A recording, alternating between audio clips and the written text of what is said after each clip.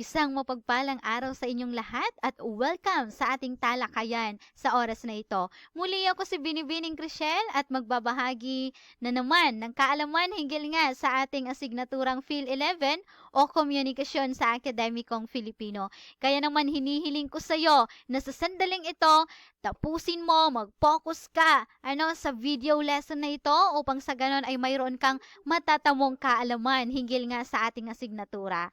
At heto nga, ang tatalakayin natin ay ang kasanayan sa pagsasalita. At ito nga isa sa makrong kasanayang pangwika, na kung saan nabanggit ko na ito sa ating huling talakayan, na mayroon tayong apat na makrong kasanayang pangwika. Una rito yung pakikinig, pumapangalawa ang pagsasalita, pangatlo ang pagbabasa, at ang pang-apat ay ito yung pagsusulat, na kung saan ay ang pakikinig ay mayroong 45%, at ang pagsasalita naman ay may 30%, samantalang ang pagbabasa naman ay mayroong 16%, at syempre, ang pagsusulat naman ay 9%. Ngunit, sa sandaling ito ay mag-focus lamang tayo dito sa kasanayan sa pagsasalita. Hindi na ito lingid sa ating kaalaman na labis na napakahalaga ang pagsasalita sapagkat saan man tayo mapunta, sa kahit anong oras, sa kahit sa anong sitwasyon ay naia-apply natin ang pagsasalita. Na kung saan ay pag sinabi nating pagsasalita, ito ngayon yung kakayahan at kasanayan sa pagbabahagi o di kaya'y pagpapahayag ng anumang saloobin o kaisipan gamit ang sinasalitang wika, na kung saan hindi nga nawawala ang wika dito na kung saan ay maaaring ang madaming paraan upang tayo ay magbahagi ng ating saloobin o ideya sa iba, subalit mas epektibo pa rin ang paggamit ng salita o yung pagbibigkas na kung saan ito rin, sinasabi rin dito na sa pamamagitan ng pagsasalita ay naipapahayag ng isang tao ang kanyang ideya, saloobin, kuro-kuro at damdamin sa kanyang kapwa. Kaya nga sinasabi natin na mayroon tayong 5 kasanayan sa pagsasalita. Ibig sabihin ito ngayon yung mga sitwasyon na maaari nating naia-apply ang pagsasalita. Una rito, syempre, ang pakikipag-usap. Maaring kapag ikaw ay nakikipag-usap sa isang tao, sa 2 tao, sa 3 tao, ganyan, depende doon sa grupo ng taong nag-uusap na kung saan ay kinapapaloban ito ng encoder at decoder o yung taong nagsasalita at yung taong nakikinig o yung tagatanggap, na kung saan ay ginagamitan nga natin ito ng wika. At syempre sa pakikipanayam sa kahit anong sitwasyon, halimbawa sa mga survey, sa pag-interview, halimbawa sa mga balita, ganyan, sa radyo man yan, sa television man yan, ginagamit ang pakikipanayam at syempre pagsasalita pa rin yan. Ano pa? Sa pamamagitan rin ng mga pangkatang talakayan, ito madalas na i-apply sa halimbawa kapag may mga seminar, ganyan, pwede rin naman sa mga classroom. Ganon din naman sa pagtatalumpati, impromptu man yan, extemporaneous man yan, pinaghandaang talumpati man yan, kahit anong klase ng talumpati ay naia-apply natin ang pagsasalita. At syempre, hindi mawawala ang pakikipagdebate o yung pakikipagtagisan ng paniniwala o yung prinsipyo na nais mong panindigan. Kaya napakahalaga ang pagsasalita. Kasi nga, sabihin man natin na madaming paraan upang maipahayag natin ang ating saloobin, yung nais nating ibahagi sa iba, kagaya na lamang ng sign language o yung tinatawag din nating body language. Subalit, hindi lahat ng pagkakataon kasi ay maaari nating ibahagi yung ating saloobin sa pamamagitan lamang ng body language. O, halimbawa, kapag sa body language kasi, kapag ikaw ay nauuhaw, nais mong humingi ng tubig, maaaring ikaw ay magpakita lamang ng baso. O kaya naman kapag ikaw ay nais sumang-ayon sa sinasabi ng iba, maaaring mag-thumbs up ka lang. Ngunit kagaya nga ng aking nabanggit, na hindi sa lahat ng sitwasyon o pagkakataon ay nagiging madali ang paggamit ng sign language. Kaya napakahalaga ang pagsasalita. Ito, isa-isahin natin itong mga dahilan kung bakit napakahalaga ang pagsasalita. Una, sa pamamagitan ng pagsasalita ay naibabahagi ang anumang kaisipan at damdamin sa ibang tao. Siyempre, pangalawa, instrumento ang pagsasalita sa pagtatamo ng unawaan sa pagitan ng mga miyembro ng lipunan. Nakakaimpluwensya din ang pagsasalita sa kahit anong sitwasyon. Ano? Ang mga katwirang may kabuluhan ay naipababatid sa taong bayan upang magamit ang mga ito sa pagbubuo ng mga batas na makabubuti sa lahat ng miyembro ng lipunan. Kasi nga, kapag walang salita, maaaring magkakaroon kasi ng misinterpretation na tinatawag o misunderstanding. Halimbawa na lamang sa pakikinig, kapag hindi ka makikinig ng mabuti doon sa taong nagsasalita, ay maaaring iba yung iyong pagkaunawa o ma-misinterpret mo o hindi mo maunawaan ng lubos yung kanyang sinasabi. Sa pagsasalita naman, kapag umaasa ka lamang sa sign language o sa body language, may posibilidad na hindi magiging epektibo o hindi maiintindihan ng iyong kinakausap yung nais mong ibahagi sa kanya. Kaya napakahalaga sa kahit anong larangan man yan, sa kahit anong organisasyon, sa kahit anong mga grupo, napakahalaga ang pag-a-apply ng pagsasalita. Okay, mayroon din tayong mga salik sa epektibong pagsasalita. Na kung saan ay dito nga sa salik sa epektibong pagsasalita ay maaring lahat kasi nga ng tao maring lahat ng tao ay may kakayahang magsalita, magbahagi ng kanyang kaalaman, magbahagi ng kanyang nalalaman. Subalit, tatandaan natin na hindi lahat ng tao ay magaling. Okay? Magkaiba kasi yung magaling doon sa may alam. Kasi pwedeng alam niya, subalit hindi siya magaling. Maari din namang magaling siya, subalit hindi talaga siya marunong. O mayroong pagkakaiba pa rin yon. So, una nga rito, upang matamo natin ang kahusayan o mas magiging epektibo tayo sa ating pagbabahagi ng kaalaman sa iba o sa ating pagsasalita sa kahit anong sitwasyon, napakahalaga na isaalang-alang natin ang mga salik na ito. Una ay ang kaalaman. So, dito sa kaalaman, ang sino mang may sapat na kaalaman, tatandaan natin, ay makabubuti para sa nagsasalita. Ito'y upang mabuo ng maayos ang magiging diwa ng isang buong teksto. Ibig sabihin, hindi ka pwedeng magbahagi ng isang kaalaman, hindi ka pwedeng hindi ka pwedeng bumuo ng isang teksto. Hindi ka pwedeng magsalita ng basta-basta na hindi mo pinag-uisipan. Ibig sabihin, kailangang mayroon kang sapat ng kaalaman nang sa ganon ay matitiyak mong mauunawaan ito ng mga tagapakinig. Kasi minsan kapag wala kang sapat na kaalaman, maaaring magiging malabo, maaaring hindi magiging malinaw sa iba yung iyong sinasabi. Kaya dapat mayroon kang sapat na kaalaman upang mas maging epektibo. Pagkatapos nito, maliban sa kaalaman, syempre, napakahalaga rin na mayroon kang tiwala sa iyong sarili. Sa anumang gawain, makabubuti kung nagtitiwala ka sa sarili mong kakayahan. Kahit sa sapat nga ang iyong kaalaman sa paksa, kung kulang naman, ang iyong tiwala sa iyong sarili ay wala ring halaga. Bakit? Ito nga sa pamamagitan ng na kung saan ay hindi mo nga ito maibabahagi sa iba ng maayos. Okay, sa paano natin paraan may papakita na ikaw ay may tiwala sa sarili? Kapag ikaw ay gumagamit ng pagkilos, halimbawa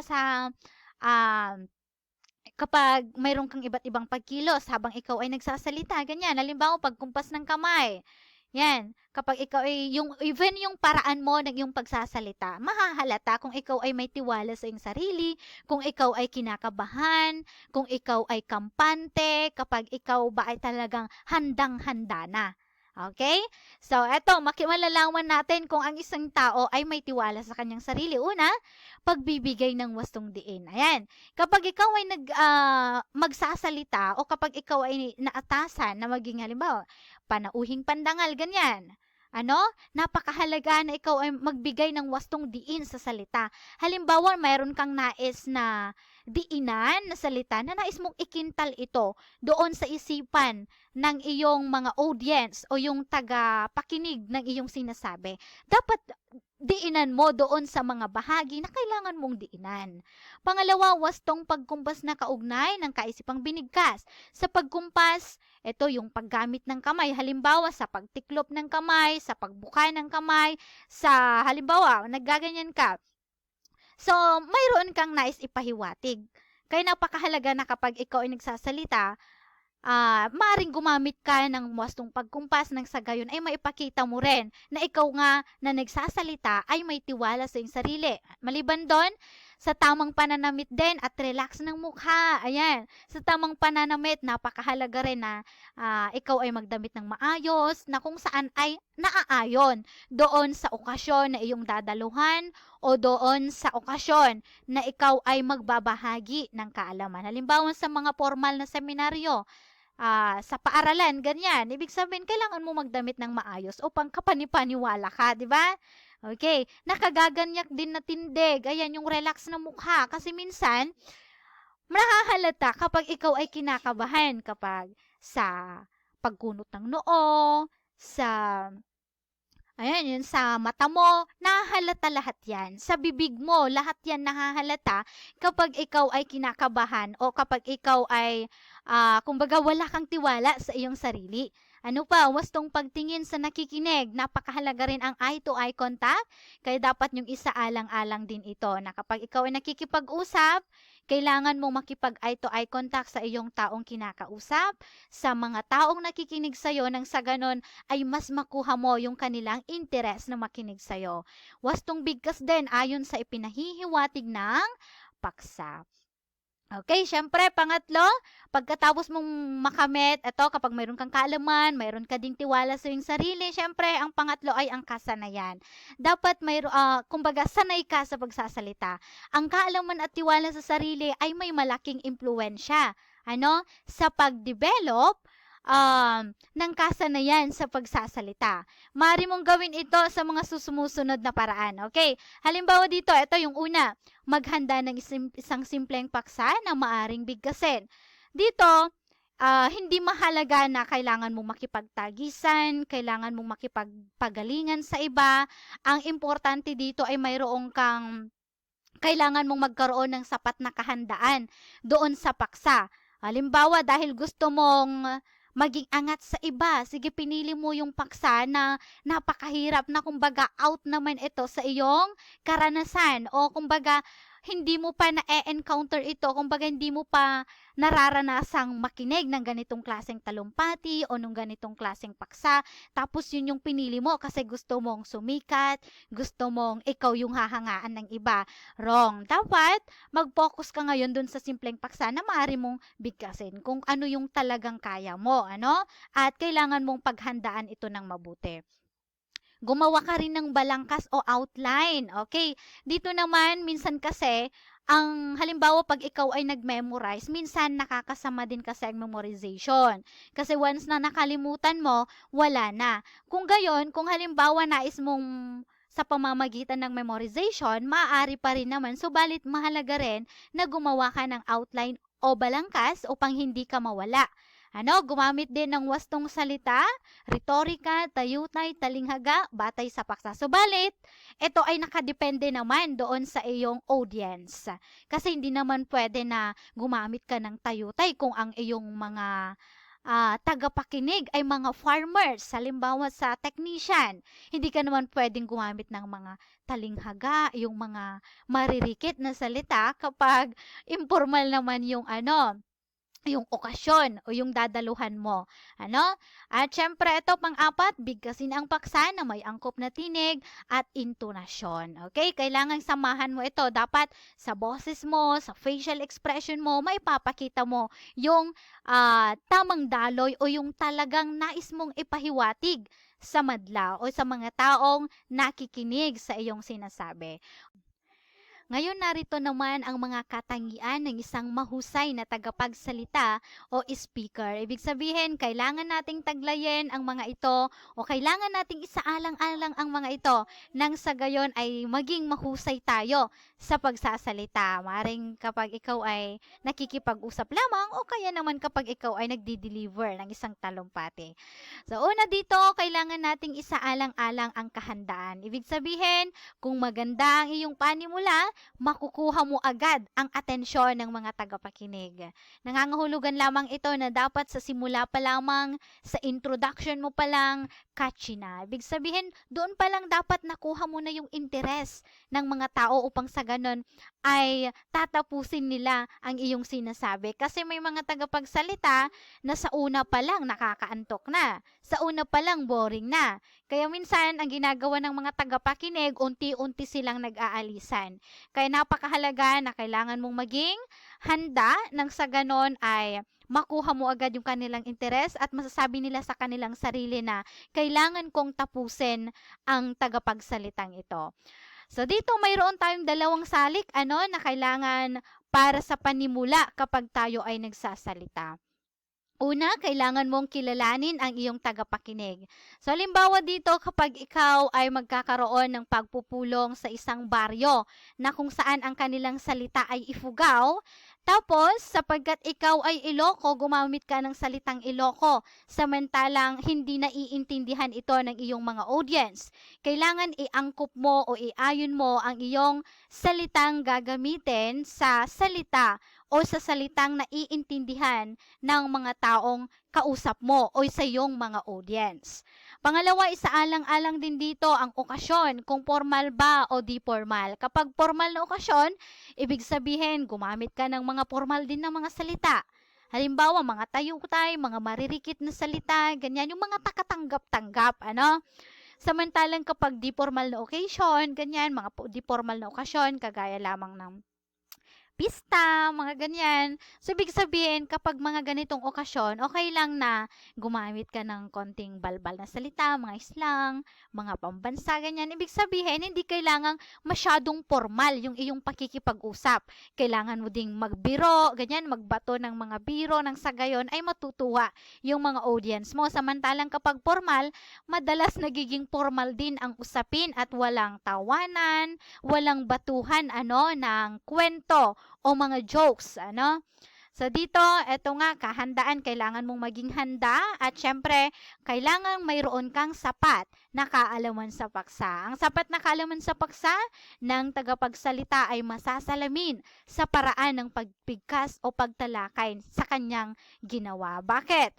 Okay, maipapakita ito na mayroon kasing kaalaman sa paksang isang taong nagsasalita kapag siya ay mayroon siyang tiwala sa kanyang sarili kapag gumagamit siya ng kumpas, tindig, ganyan, tamang ekspresyon ng mukha.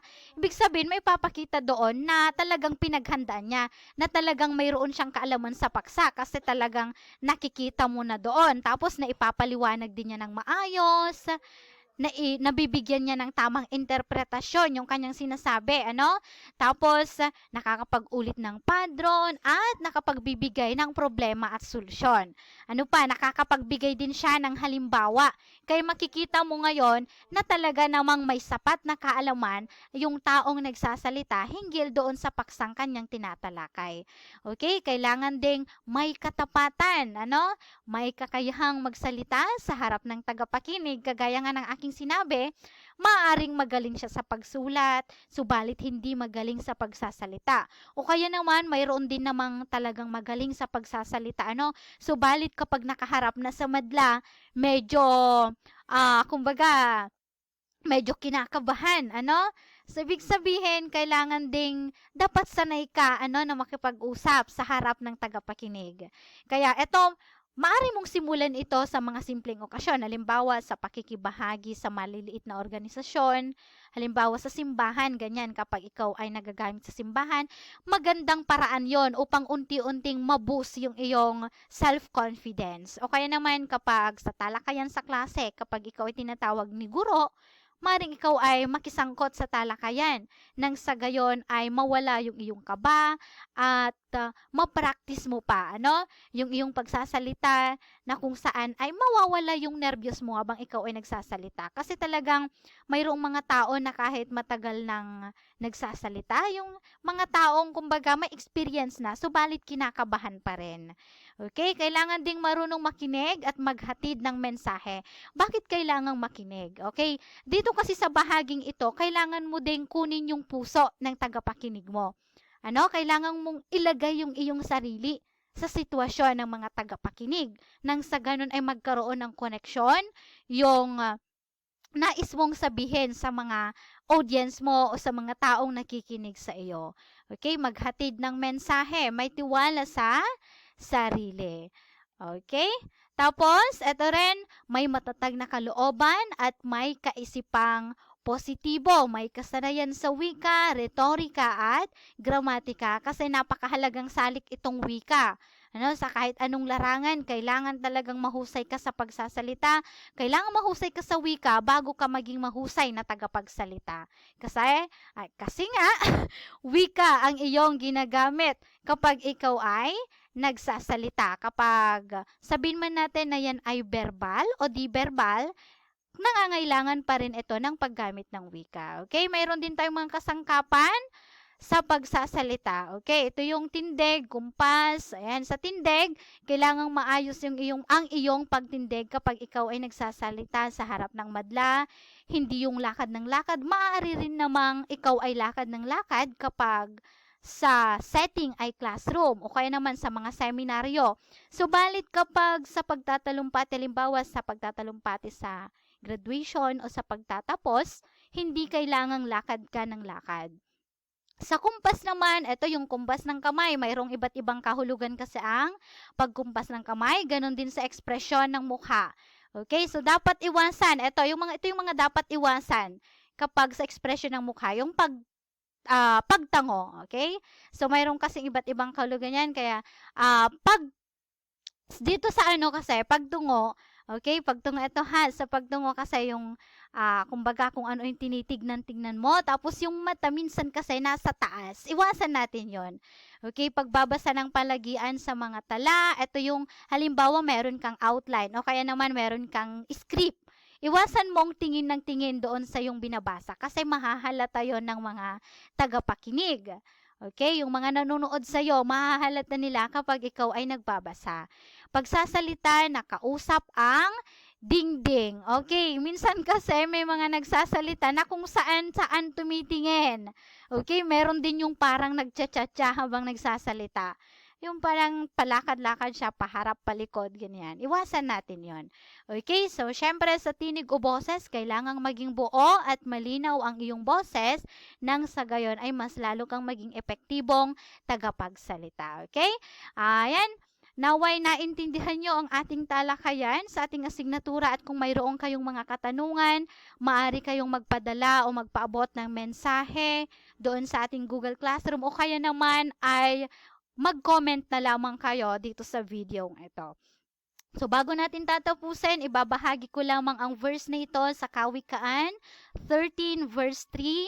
Ang maingat magsalita ay nag-uugat ng kanyang buhay. Nag-iingat ng kanyang buhay. Ngunit ang taong madaldal ay nasasadlak sa kapahamakan. Kaya kailangan nating pag-isipan ng milyong beses. Ibig sabihin ng maraming beses bago ka magsalita. Okay? Less talk, less mistake. And mag-ingat tayong lahat. Keep safe and God bless sa inyong lahat.